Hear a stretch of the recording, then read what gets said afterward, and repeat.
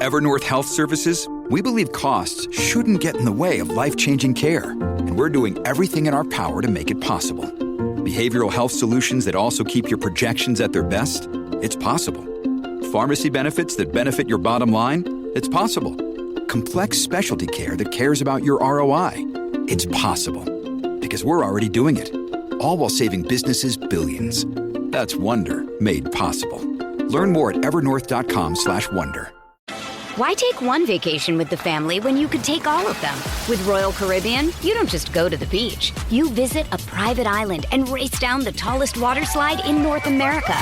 You don't just go for a road trip. You ATV and zip line through the jungle. You don't just go somewhere new. You rappel down waterfalls and discover ancient temples. Because this isn't just any vacation. This is all the vacations. Come seek the Royal Caribbean. Ships Registry, Bahamas.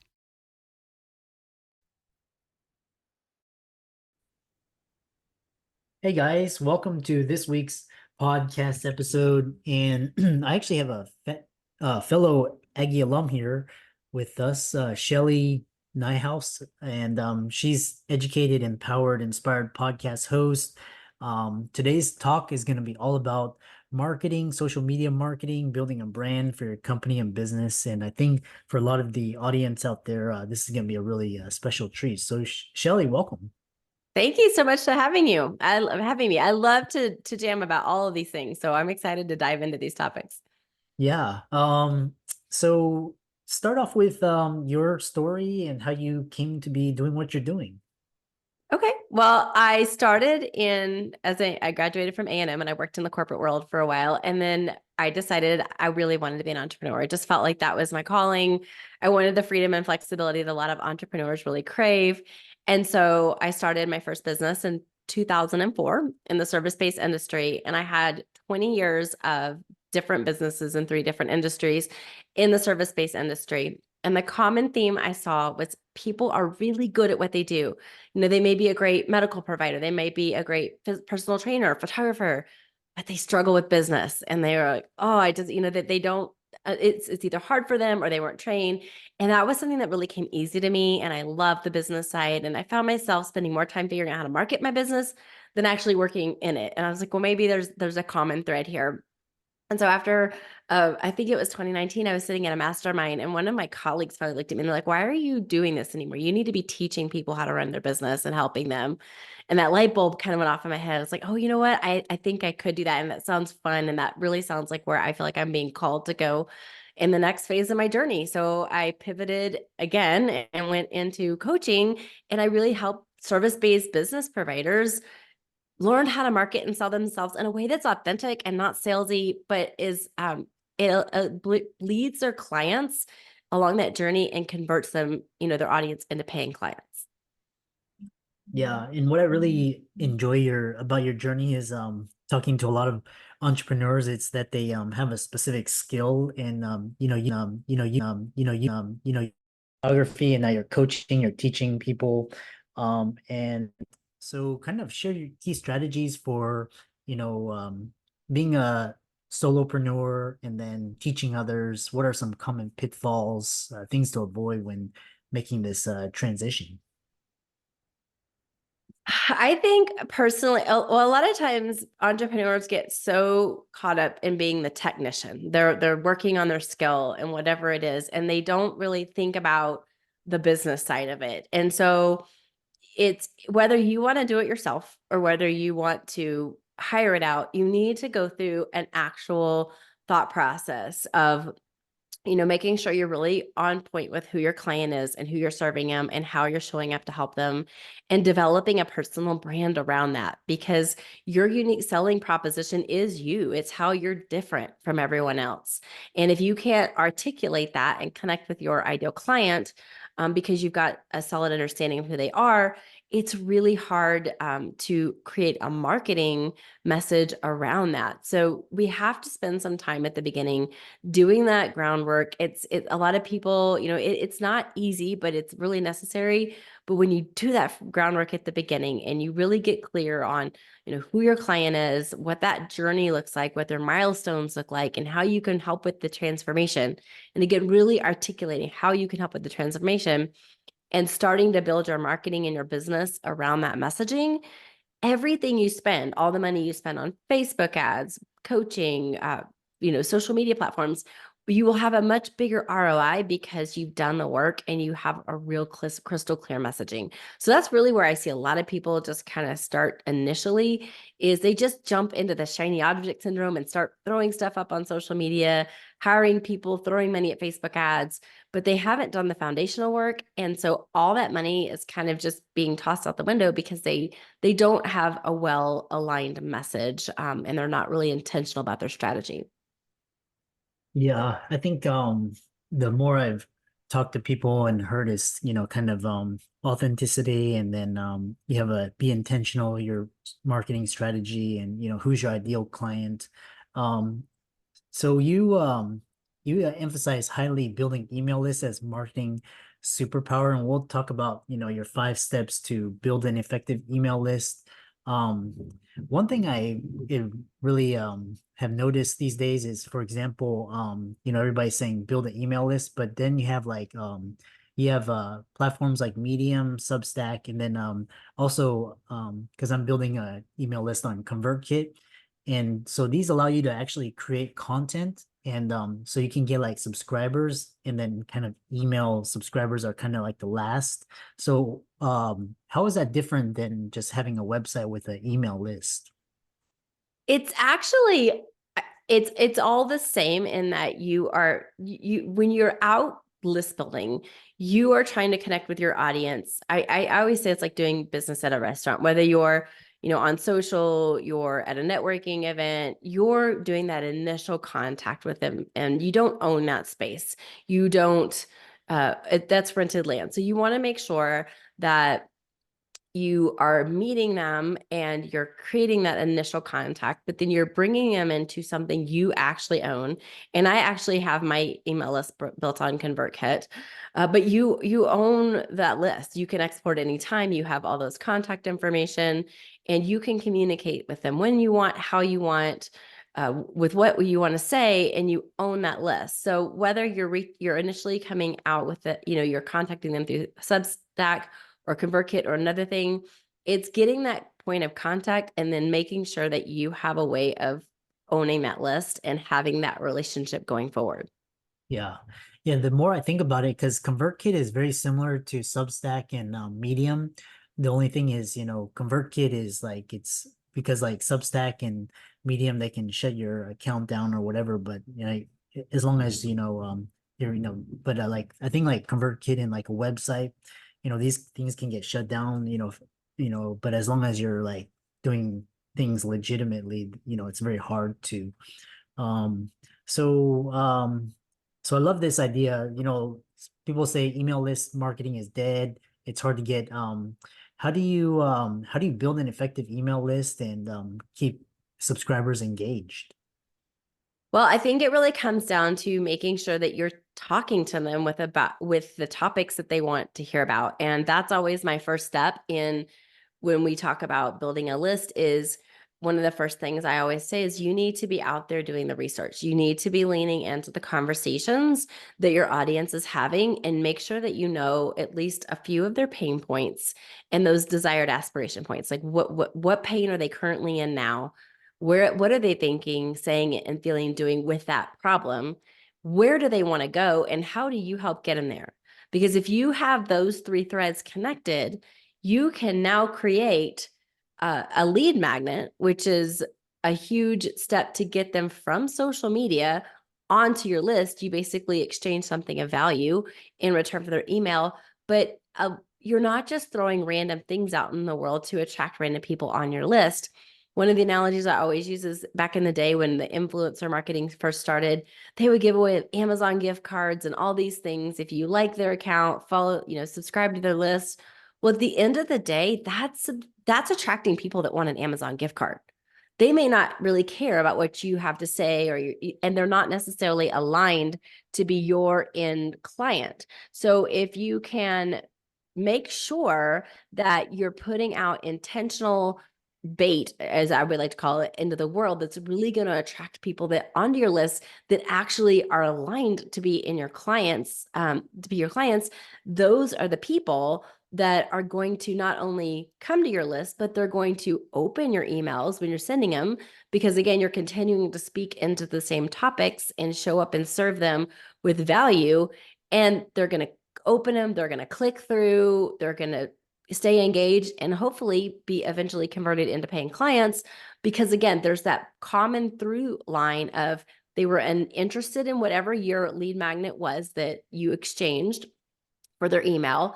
So that naturally led them to get onto your list, to be interested in the content that you're emailing them.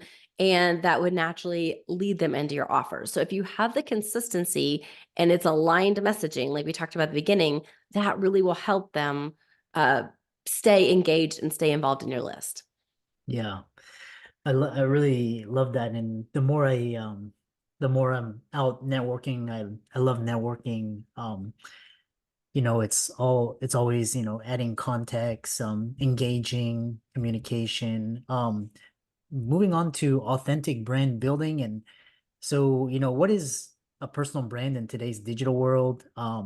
And provide practical steps for listeners to begin crafting their personal brands and attract their ideal clients. Okay. Well, when you think about it, when someone usually goes to a recommendation, whether it's a local service provider or an online business, the first thing they're going to do is Google it. So I always say, Google yourself. When you Google yourself, what comes up? And the first 3 to 5 entries, that's a really strong representation of your personal brand. When someone Googles you, that's what they're going to see. And you want to make sure that those platforms, that whether it's your website, your podcast or whatever, they're in alignment and they're congruent. So they want to be in alignment with your messaging. Make sure that they are branded, and they, I guess one example would be, you don't want to be talking about lifestyle and cooking on your Instagram account, and then you're talking about, business over here on your podcast. That when they see these 3 or 4 things come up, they're going to get really confused. Like, is she a lifestyle person? Is she a business coach? So you want to make sure there's like that congruency that goes in, and it really ties them all together. Now, how you do that is, I always talk about there's 3 main elements of a personal brand. It's your name, it's your face, and it's how you make people feel. So it's your name, your face, and how you make people feel. So your name is basically that. It's anything that it could be your logo. It is your name, but it could be your logo, your font, your type, your colors. It's basically what I say is all the branded material outside of your visuals, your photography. And that needs to be cohesive. It needs to be cohesive across all those different platforms, in addition to your website, so that there's that consistency and there's that through line that people see, okay, this is a consistent branding across those platforms. And then the second thing is your face. I always say one of the easiest things is you need to have the same profile photo at any given time across all platforms. They need to see that same nice professional headshot, whether they're on your LinkedIn, your Instagram, your Facebook, your website. They need to see that. And again, the facial connection, the eye connection, that's the fastest way they're going to make that visual connection. In this highly digital world where people are scrolling and there's just so much information being thrown at them, the fastest way to make that connection is through a really quality image. So making sure that you have a nice professional headshot. And in addition to that, I really recommend a handful of branded imagery. You don't have to be running out and having a full photo session done every quarter, but having a nice amount of branded imagery really helps convey not only what you look like, but the essence of who you are. So for instance, if you're a doctor or a dermatologist, what does your office look like? What does your staff look like? What does your workspace look like? What is it like to do, come in for an appointment? Like, just these lifestyle images that allow people to really experience and almost put themselves in that chair or in that reception room and understand what it's going to be like. A lot of times, one of the biggest offenders I see is people are just throwing a bunch of stock imagery up, and that doesn't make the connection. There's nothing there that allows them to connect with you or your business or you as a service provider. They're just seeing a bunch of stock imagery. So it's your name, it's your face, and the last thing is how you make people feel. And this is the content that you put out in the world. This is how you make people feel. It's showing up with educational content and teaching them things, basically positioning you as that professional, the person that is able to help them. So when they do have a problem that needs to be solved, you're top of mind because you've been out there putting out content, whether it is podcast or, Instagram, YouTube videos. You're top of mind and they have that connection with you. So they're automatically going to look to you to solve that problem over somebody else that may not be investing in that personal brand. So it really is just those three things. It's your name, your face, how you make people feel, and making sure that's congruent across all of your online platforms. Yeah, I love that. Moving on, because a lot of the listeners, they're busy and kind of they're building their skills or they run practices. So really they're like, yeah, social media, yeah, email list, podcast, these are all great, but I don't have time. And so you talk about efficient content creation and advocating for creating content that converts and connects. How do you do this in the most efficient way, most cheapest, simplest, easiest way, so that the people listening, they can be like, yeah, this is something I want to do, but something I don't have to like devote a full-time job to. Absolutely. Well, first of all, I'm a huge fan of teams, VAs. That's not your highest calling to sit there and edit video or whatever. So you need to create content in a first of all, I call it my one big piece of content strategy. If you are going to create one piece of content each week or each 2 weeks, what is the easiest lift for you? I like video because then you can strip out the audio, you can take the transcript and repurpose it to a blog. So there's my preferred way is video. But if you don't want to do video, if you just want to do audio, or if you're a writer and you want to write, come up with the one thing that is your big piece of content that you're going to put out. And then that's when you are going to pay your team because you want to go off and take care of your clients. And this isn't what you need to be doing. They are going to do a content squeeze and they are going to squeeze that content dry. Again, if it's video, they're going to take that video and they're going to post it on YouTube. And then they're going to, maybe they could pull the audio out and create a podcast or some kind of an audio deliverable out of it. And then they can take that video and splice it up and make a lot of YouTube shorts and Instagram reels. And then on top of that, they can take the transcript from that and turn it into a blog or your weekly newsletter or snippets, pull out little snippets and make them captions for your social media account. So you as the person that is the content creator, you literally spent maybe 30 minutes creating one piece of content. And it's got your voice, it has your, your personal brand, your name, your face, how you make people feel. But then you have a team that literally can repurpose this content and put it on all these different channels, and you're not having to do that daily stuff. So it really can be as simple as creating one piece of content every week or two and just taking that content and bleeding it dry. With that, I also say, don't forget to repurpose your content. Just because you put it out there doesn't mean you can't reuse it in 3 to 6 months. People have very short-term memories. And if you create a video, bring it back up in 3 months and reuse that content. So I am a big, huge fan of rinsing and repeating and going back to maybe May of last year or, December of last year and say, what did I put from the year before? What content did I post and how much of that can I reuse? And then what do I need to add to just enhance it? Yeah. Love that.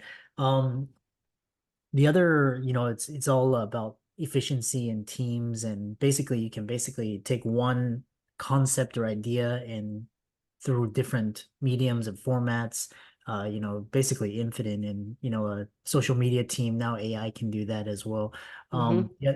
The other question I had for you is for the audience is how do you reconcile? So like, for example, the digital trend is like short form vertical. It used to be TikTok. Now we'll see what happens with that, but it's video, vertical, short form. And but let's say we have influencers or they want to market their business and they're like, Yeah, but I I don't I'm not I can't dance, I'm not pretty, or I'm not an athlete or celebrity, and they're like, so how do you help them reconcile this dichotomy between what's hot and what's not?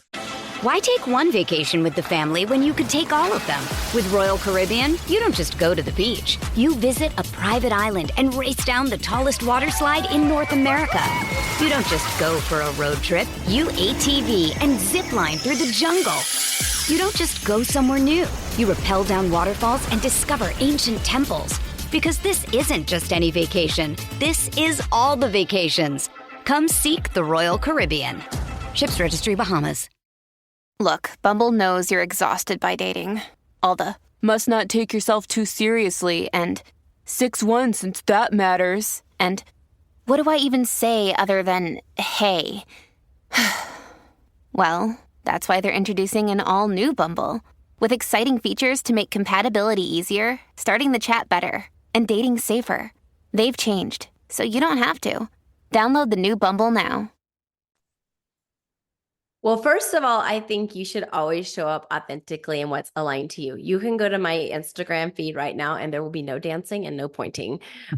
Because my clients will be like, that's just weird and that's not her. So I think the number one thing is you have to stay true to yourself. And as long as you are being authentic and showing up whichever way is authentic to you and your brand, it's going to connect with the people that you want. So that I don't think my clients are the kinds that really want someone dancing and pointing at reels. And some people do, and that's great. So you're going to attract the people that you're actually wanting to attract. And the second thing is trends are going to come and go. Fads are going to come and go. But the one thing that's not is focus and consistency. So I always say, pick a platform, pick how you want to show up. And if you stay focused and consistent, it's going to beat out the algorithm every time. Because again, you show up and you're constantly creating the content that you're aligned with, you're putting it out there, you're adding value, it will long outlast whatever trend is going at the moment. Yeah. Yeah. A follow-up question to that is, how do you reconcile the dichotomy between the platforms, which are basically used to foster engagement and attract more advertisers, versus content that truly like resonates, that really benefits the creator, either in terms of sales, because you'll sometimes, it's amazing, you'll see these accounts with like 1 million followers, but like revenues, I'm sure the revenues, but like versus like these smaller accounts, but like they're making 6 figures. So how do you reconcile that difference? So I think, again, you have to look at your business and you have to decide how many your clients you need and then what that sphere of influence is for your business. Most small business providers do not need 1 million followers on Instagram to have a very successful, thriving business. And at the end of the day, a lot of those people that have 1 million followers, again, may not have the revenue to support those followers. So we really are looking more at paying clients, converting paying clients into versus just getting the numbers up or the algorithm. And the one thing that my personal engagement strategy is I go into the DMs and I start to build that relationship. I call it build your business time, but 15 minutes in the morning, 15 minutes at lunch if you have it, and 15 minutes in the evening, or however it looks for you, go onto your social media accounts and actually engage with people in their DMs. Comment, make real connections, not just a like or a thumbs up emoji, but that is what's going to generate more traction in your social media. And a lot of times those comments will then lead to a private conversation where I send them the landing page for my lead magnet, because we've been talking about, oh, I might need help with this. Hey, I got a great resource for you. And I share it with them. So it's about, I always say, think of social media or online as you would in person. It's about going to that networking event and finding the 10 people that maybe you really connect with versus trying to touch every single person in the room. Get into those conversations, start developing those connections. It's a long game, but that's what's going to convert over constantly just trying to play the algorithm. Yeah. I love that. You can use the algorithm, but but don't let the algorithm use you, which I love. How can people really, and you obviously have a lot of passion and experience. So how can people learn more about you, follow you, work with you to help build and scale their businesses? Well, I think the first start is if you liked what we've talked about today, I have a podcast called Educated, Empowered, Inspired, and we literally have so many episodes on social media, marketing strategy, email marketing.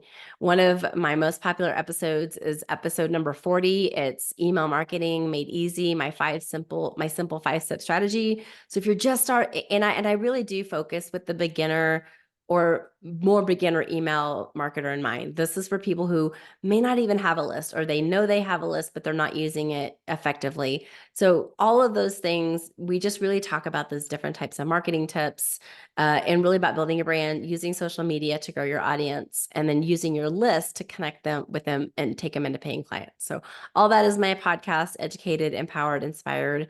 And then my website is shellyniehaus.com, and you can go there and get more free resources as well as connect with me and all the things. Yeah.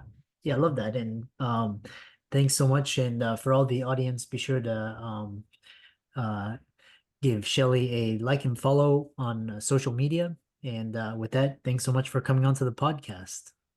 Thank you. It's been great